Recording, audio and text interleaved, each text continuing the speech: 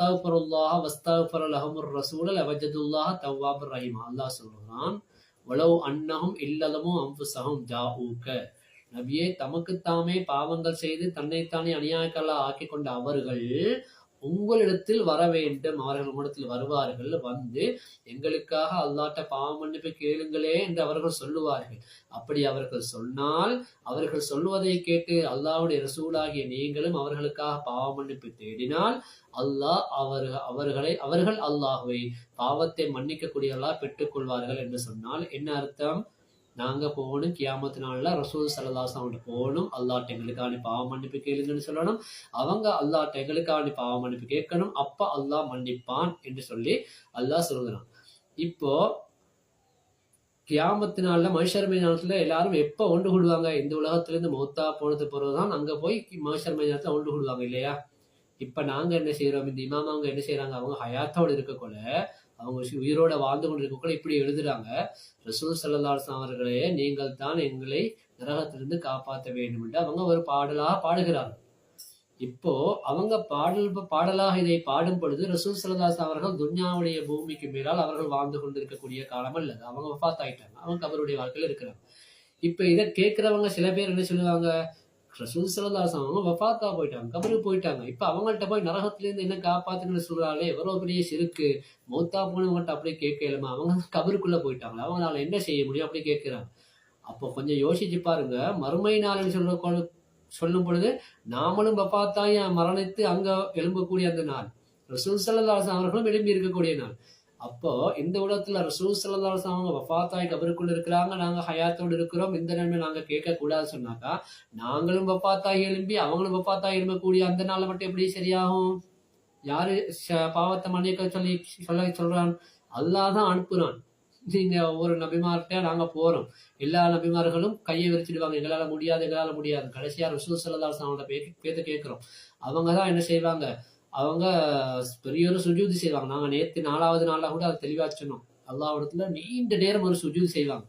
அப்ப அல்லாஹ் கேட்பான், இருஃபா ரஅஸக முஹம்மது ஸல்லல்லாஹு, நாயகமே உங்களுடைய தலையை உயர்த்துங்கள், சுஜூதுல இருந்தது போதும், உங்களுக்கு என்ன வேணுமோ கேளுங்க. அப்ப அவங்க அல்லாஹ் கிட்ட எங்களுக்காக ஷஃபாத் செய்வாங்க, இவங்க எல்லாரையும் மன்னிக்கணும்னு சொல்லி மன்னிப்பு கேட்டு தருவாங்க. அப்ப அதுல ஒரு பெரும் கூட்டத்தை மன்னிக்கப்பட்டு அவர்கள் சுவர்க்கத்துக்கு போவாங்க. இப்போ துன்யாவுல நாங்க பூமிக்கு மேலால ஹயாத்தோடு இருக்கக்கூடிய நாங்க கபருடைய வாழ்க்கையில் இருக்கக்கூடிய ரசூல் ஸல்லல்லாஹு அலைஹி வஸல்லம் கேட்பது ஷிர்க்குன்னு சொன்னா, கூடாது, மார்க்கத்தில் இல்லாத ஒன்று சொன்னா, அப்ப நாளை மறுமை நாள் மட்டும் அது எப்படி கூடும்? அதே நேரத்துல நாங்க ரசூல் ஸல்லல்லாஹு அலைஹி வஸல்லம் போய் எங்களுக்காக ஷஃபாத் செய்யுங்க அல்லாஹ் கிட்ட என்று சொல்லி அவங்கள்ட்ட நாங்க கேட்கும் பொழுது அவங்க சொல்லியிருக்கிறாங்க சிரிக்கிறன்னு சொல்லி, இது என்ன என்கிட்ட வந்து கேட்கறீங்க? நீங்க அல்லாஹ்ட்ட மட்டும் தான் கேட்கணும், அல்லாஹ் தான் மன்னிக்கக்கூடியவன், அல்லாஹ்ட்ட எல்லாம் திருப்பி அனுப்பி இருக்கணும். சரி, அதே நேரத்துல அல்லாஹ்வும் குர்ஆன்ல சொல்றானே, பாவம் செய்து கொண்ட அவர்கள் உங்களிடத்தில் வருவார்கள் நாயகமே, அவர்களுக்காக நீங்கள் பாவ மன்னிப்பு தேட வேண்டும் என்று அல்லாஹ் சொல்கிறானே. அப்ப அல்லாஹ்வுக்கு தெரியாத ஷிர்க்குன்னு சொல்லி அல்லாஹ் என்ன சொல்லியிருக்கணும்? நீங்க எப்படி ரசூலுல்லாஹ்ட்ட போவீங்க? என்னட்ட இல்ல கேட்கணும், அங்க போய் அவங்கள்ட்ட போய் பாவ மன்னிப்பு கேட்கறீங்க. துன்யாவில் இருக்கும் போதும் அவங்களோட கபர்ல போய் பாவ மன்னிப்பு கேட்டீங்க, இப்ப மறுமை நாளும் வந்து பாவ மன்னிப்பு கேட்கறீங்க, அவங்கள்ட்ட ஷிர்க் இல்லையா? அப்ப பெரிய ஒரு ஷிர்க்கு தானே. நீங்க போங்க நரகத்துக்கு, அல்லாஹ் தாலா என்ன செஞ்சிருக்க? நரகத்துக்கு தானே தள்ளி இருக்கணும்.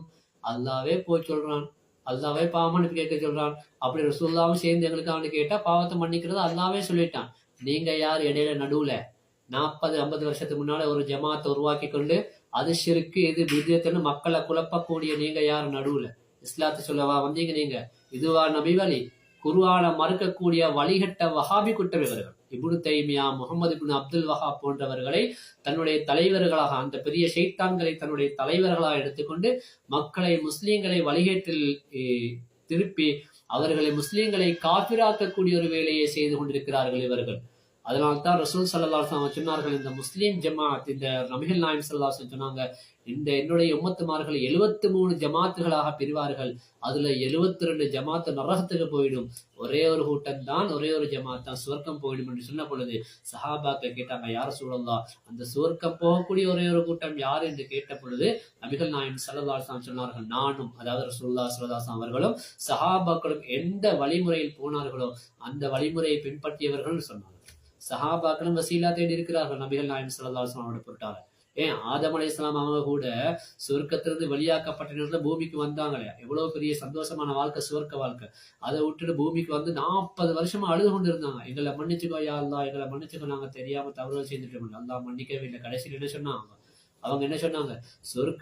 சொர்க்கத்துடைய வாசல்ல லா இலாஹ இல்லல்லாஹ் முஹம்மது ரசூலுல்லாஹ் நீ எழுதியிருக்கிறாய கலிமாயில, அந்த முஹம்மது ரசூலுல்லாஹ் ஸல்லல்லாஹு அலைஹி வஸல்லம் என்னுடைய மகனார் தானே, என்னுடைய மகனுடைய பொருட்டா நான் கேட்கிறேன், என்ன மன்னிச்சுக்கொண்டு கேட்ட பிறகுதான் மன்னிக்கப்பட்டாங்க. நூஹ் நபி அலைஹிஸ்ஸலாம் அவங்கள கப்பல்ல காப்பாற்றப்பட்ட எதனால? நூஹ் நபி அலைஹிஸ்ஸலாம் அவருடைய முதுகுல ரசூலுல்லாஹுடைய அந்த ஒளி இருந்தனால அவங்க காப்பாற்றப்பட்டாங்க. இப்ராஹிம் நபி அலைஹிஸ்ஸலாம் அவங்க நெருப்புல போடப்பட்ட பொழுது நெருப்பு அவங்கள சுடவே இல்லை. எப்படி காப்பாற்றப்பட்டாங்க? அவங்களுடைய முதுகுல நபிகள் நாயகம் ஸல்லல்லாஹு அலைஹி வஸல்லம் அவருடைய ஒளி என்ற அந்த முத்திரை இருந்தது, அதனால காப்பாற்றப்பட்டாங்க. இப்படி எத்தனையோ நபிமார்கள் எல்லாம் ரசூல் ஸல்லல்லாஹு அலைஹி வஸல்லம் அவர்கள் உலகத்துக்கு வர முன்னாடியே காப்பாற்றப்பட்டாங்க. நாங்க நபிகள் நாயகம் ஸல்லல்லாஹு அலைஹி வஸல்லம் அவருடைய உம்மத்தினர்களா இருக்கிறோம், எங்களுக்கு நாங்க காப்பாற்றிக்கொள்ளணும்னு சொன்னாக்கா நபிகள் நாயகம் ஸல்லல்லாஹு அலைஹி வஸல்லம் அவருடைய ஷஃபாத் இல்லாம நாம சுவர்க்கத்துக்கு போகவே முடியாது. அவங்கதான் எங்களை காப்பாற்றும். நீங்க வேண்டிய துவாவை கேளுங்க. ஆனா ஆரம்பத்திலையும் கடைசியிலையும் ஸலவாத் இல்லாம நீங்க துவா கேட்டு பாருங்க, ஒரு துவாவும் ஏற்றுக்கொள்ளப்படாது. கியாமத்தினால போனா விளங்குமா? எடுத்து பாருங்க. நாம வந்து தொழக்கூடிய தொழுகையா இருந்தாலும் அத்தஹியாத்துல அன்றைக்கும் நாங்க சொன்னோம், அத்தஹியாத்துல ரசூலுல்லாஹ்வுடைய பேர்ல ஸலவாத் இல்லாட்டி அத்தஹியாத்து கூட தொழுக கூடாது. ஜனாசா தொழுகையில 2வது தக்பீருக்கு பின்னால